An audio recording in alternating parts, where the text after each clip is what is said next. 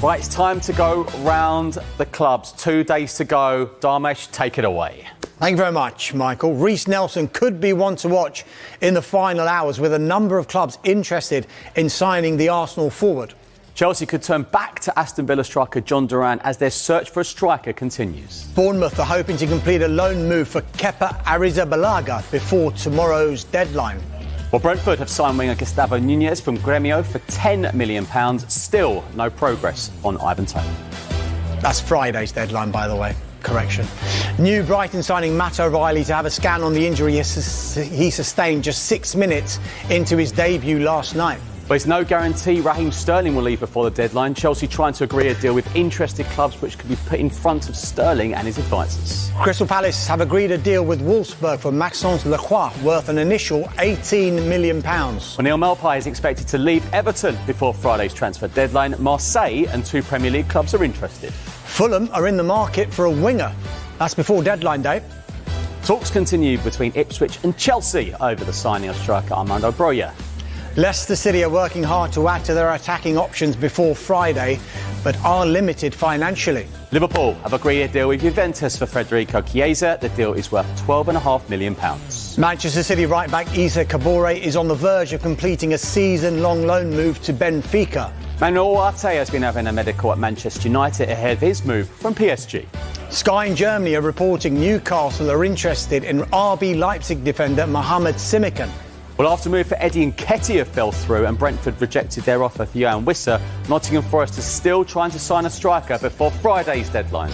Southampton remain in discussions with Arsenal over the potential signing of Aaron Ramsdale, but there's still a gap in the obligation fee. Well, as it stands at Tottenham, the focus is outgoings to Giovanni Lo Celso, and Sergio Reguilon could leave before Friday's deadline. West Ham United still working on a deal for PSG midfielder Carlos Soler, and the final hours could see a few players leave. Wolves have agreed a fee of £10 million with Crystal Palace for Sam Johnston. Negotiations continue, but the deal is getting closer. So of Arsenal, Mikel Merino confirmed as the latest addition to Mikel Arteta's squad. For those who haven't seen him play that often for Real Sociedad, Luis, what sort of player are they getting? They are getting a box-to-box player. He's a player who can hold the ball. He's got a physical presence into the middle. He's got battle. He's very, very good in the air. He understood the time and space when he's arriving to the last third. But certainly Mikel Arteta has gone somewhere to secure this signing. Exactly where he fits in, I'm not 100% sure. I still feel Arsenal's greatest need is that out-and-out finisher. And it just seems a little bit kind of congested in that midfield area. What do you think, Luis? Does he start, say, ahead of Partey? Yeah, I agree with you guys. I think it's not going to be easy.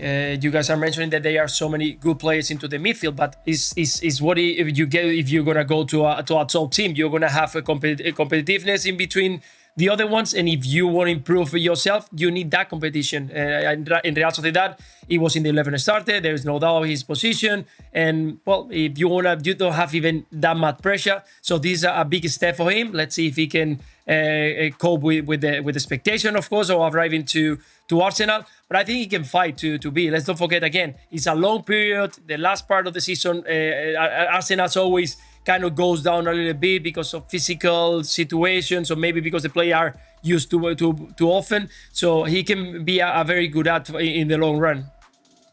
Luis, you're on Ibiza at the moment. San Antonio tonight. It's still early, isn't it? Okay. No, we got City Centre, mate. He dropped a mate on you. I love it. He dropped a mate. Luis's former team are in action tomorrow. Atletico Madrid taking on Espanyol. That game There could still be other incomings at Chelsea as well in the next couple of days. Chelsea have made a move to sign Ivan Toney from Brentford. Chelsea are after a proven goal scorer to be their new number 9, and have been also linked with a move for the Napoli striker Victor Osimhen. And now Gianluca Di Marzio at Sky Italy said last night that Chelsea are willing to send their first offer to Napoli in the upcoming hours for Osimhen. Chelsea, it seems, pushing hard for a number 9 in the next couple of days. If it was a straight shootout between Ivan Toney and Victor Osimhen, who would you prefer to have? I think from Chelsea's perspective, what they need from a number 9 is someone that's no one guarantees goals because moves can go in different ways, but I feel like Toney is more of a sure thing for Chelsea than Osimhen at the moment. I think Osimhen's had a difficult 12 months. I think his stock has fallen. I think there's more question marks over Osimhen than there would have been 12 months ago. I think with Ivan Toney, he's probably not a pure goal scorer like Osimhen, but what I think he does do, I think he's a very, very good facilitator. If you look at what Chelsea are building in the front positions in terms of the players that play wide and the players that play number 10, I think there's potentially a lot of goal and assist output from the players that play in those positions. And what I think Toney does as a number 9, I think that would be more beneficial to the players that Chelsea have in the building already than what I think of Osimhen. Also, I think Jackson, you don't want to stunt his development. I think there's a good striker there in Jackson. I probably didn't think that when he first joined, but at the second half of last season, I started to watch more of him and think, yeah, there's something to work with here. I think if Osimhen comes in, I think they've got too many similar traits, and I think that would harm Jackson. I think with Toney, they're completely different strikers. So although Jackson probably wouldn't play every game, I think he's more likely to get football with Toney there because they're different types of players. So for me, if it was me in charge of Chelsea, I'd want Toney. I'm split because I think although there is the argument that Ivan Toney is potentially a sure thing, he does score a lot of penalties, and I don't think Cole Palmer's going to give up pens anytime soon. And Osimhen, as I was told by one of my friends, is almost allergic to taking pens, so they won't have that debate. But I do see the argument of bringing other players into the game, but then I also think Chelsea can have so many creative players that actually just having a man who's in the box and wants to score goals in Osimhen might also work.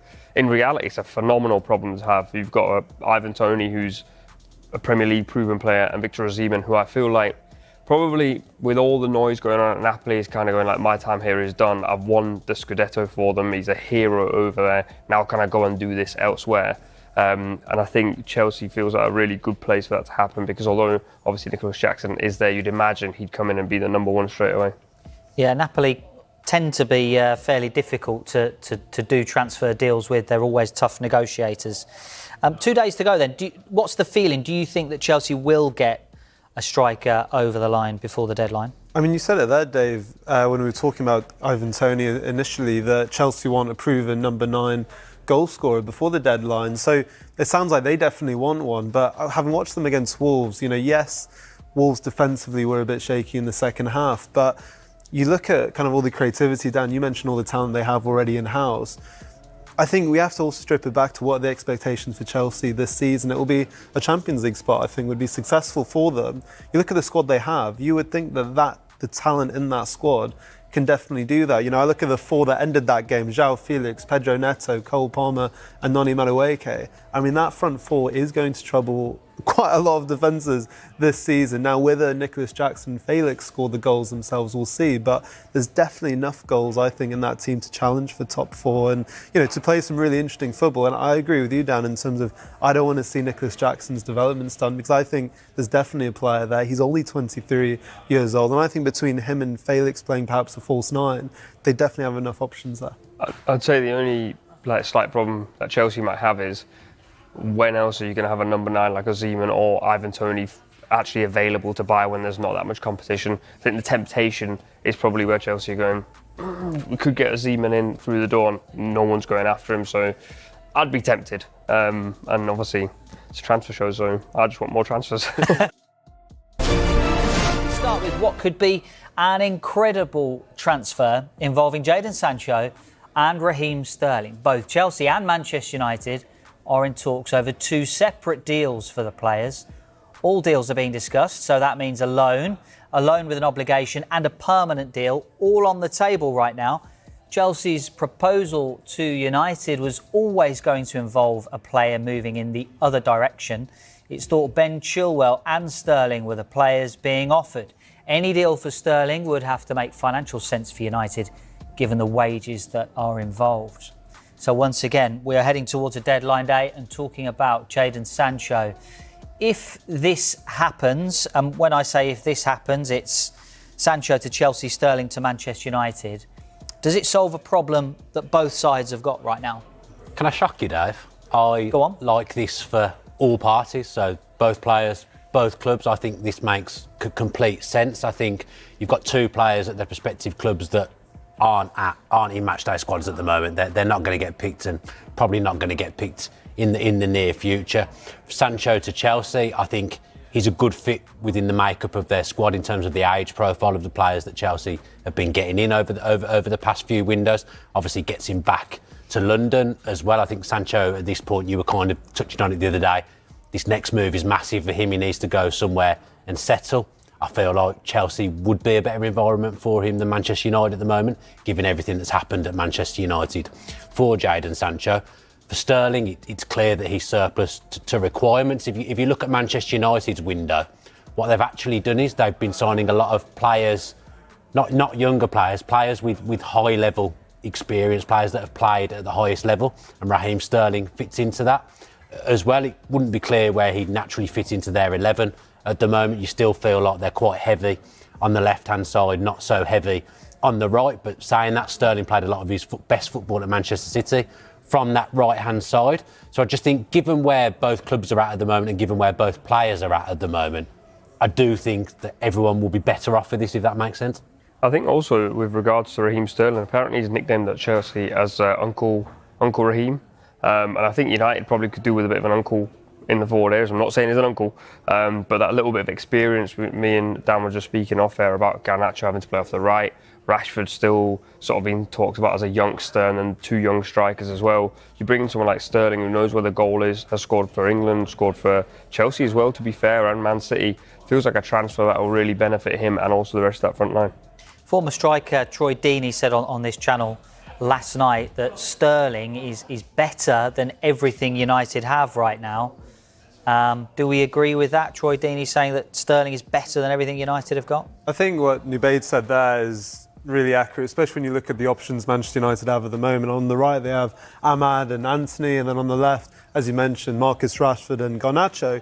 I think the obvious comparison perhaps Troy Deeney would be looking at is Marcus Rashford. He started the last two Premier League games, and I think when you compare his statistics to when Raheem Sterling joined Chelsea in 2022, they're pretty similar in a lot of ways. You look at the goals, of course, Marcus Rashford has a few more, assists are similar.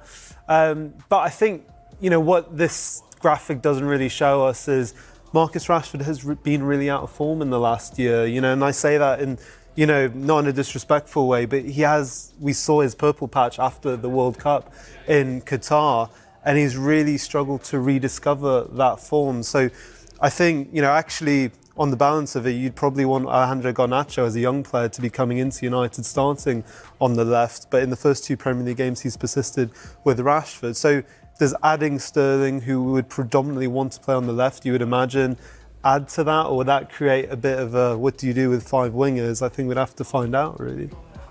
Yeah, it was interesting, those stats, I think, from the comparison anyway between Rashford and Sterling since Sterling joined Chelsea. I think, Dan touched on it a little bit there as well a moment ago, talking about environment for Sancho. It feels like it's over for Sancho at United right now. What type of environment do we think that Sancho needs to thrive? I think it's really difficult to tell, to be honest, because he goes to Borussia Dortmund, a club where he really thrived, where he sort of made his name, and I thought that environment was perfect for him. So in my mind, I actually thought that would be his eventual destination. Obviously, then Ten Hag mentioned that they've patched up. I don't know how true that was, looking at the evidence now. But then he goes to Chelsea, and where I agree with Dan to an extent in terms of like player profile could make a lot of sense. There's a lot of players at Chelsea that play right and left, meaning he's leaving United where he's competing with Rashford and Garnacho, and now he's going to Chelsea where he's competing against potentially Palmer, Noni Madueke, Pedro Neto. They've got a lot of wide forwards and generally just a lot of forwards. But I think in terms of environment, if Enzo Maresca wants a player, he tends to treat them quite well. Players tend to speak very highly of him, so that might work in his favour. I do think in this deal, he's probably the one that's kind of going, I probably didn't mind just going back to Dortmund again. I think Sancho maybe has suffered at Manchester United by them. I think over the last few years, or ever since he's been there, you wouldn't say Manchester United have had a set framework or a way of playing. Nubaid touched on it there, that I think Chelsea under Maresca will have that. Maresca showed at Leicester that he has his methods, he has his ways, and he'll pick his team and base his team around his own methods. Maybe Sancho finally having a little bit of structure back in the Premier League would help him. Yeah, I think also added to that point, Enzo Maresca loves technicians, And although Sancho is a winger, he's a wonderful technician. The ball's stuck to his feet all the time. So he's got the athletic forward. So it might balance out that he now has a forward that is more ball dominant, a bit more of the Jack Grealish mould than like a Pedro Neto mode. But yeah, it's really difficult to tell because generally there's going to be competition, how much game time will he get, and so on and so forth. I think the evaluation of both of these deals, as you mentioned, Dave, these would be two separate deals between the clubs for both players. And I think when you look at Sterling's contract, he has 3 years left at Chelsea. Sancho has 2, but Sancho's still just 24 years old. You know, you still look at the potential left in his career, the heights he could still potentially reach. So it'll be really interesting to see what the valuation on the players will be in terms of the value, because Enzo Maresca has already made it clear that Raheem Sterling isn't going to be part of his 20 or so, 25 squad that he's working with. Whereas Eric Ten Hag has taken the alternative stance of saying Sancho's very much part of our plans. You know, we've put the past behind us. He's just not making the matchday squad, but I'll have players throughout the season who will miss out.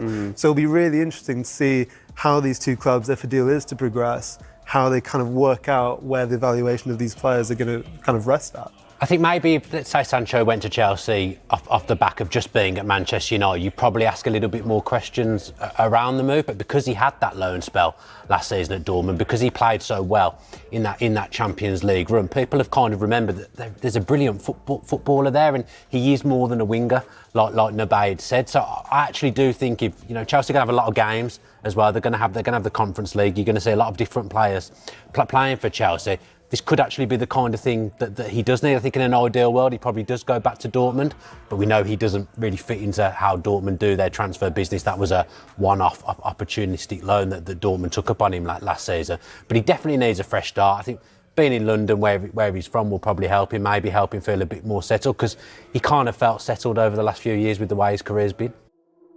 Edin Nketiah's Arsenal exit looms, Ramsdale's future in doubt, and transfer talks on Williams and Gyökeres. As we approach the final days of the transfer window, the tension is palpable at the Emirates Stadium. With just 3 days remaining, there's a whirlwind of activity surrounding Arsenal. The Gunners have officially secured Mikel Merino from Real Sociedad for an initial fee of £27.4 million, bolstering Mikel Arteta's midfield options. Meanwhile, Fabio Vieira has made a temporary return to Porto on a season-long loan. But the transfer business isn't over yet. Aaron Ramsdale, having lost his starting position to David Raya, is actively seeking an exit from North London. At the same time, Edin Nketiah is nearing a move to Crystal Palace. Should Nketiah finalise his switch to Selhurst Park, Arsenal is expected to make a late push to sign a new striker before the window closes. Among the potential targets are Victor Gyökeres and Nico Williams, both of whom have been linked to the club. With so much happening, now is the perfect time for an insightful Q&A session with Kaya Kanak, Arsenal's chief correspondent for Football.London. This is your opportunity to get answers to your burning questions about the club's transfer dealings and more. Kaya will be addressing as many queries as possible throughout the day. While you wait for your question to be answered, be sure to check out the latest Arsenal news on Football.London. And if the chat box in the comments section isn't loading on your screen, just click here to join the discussion.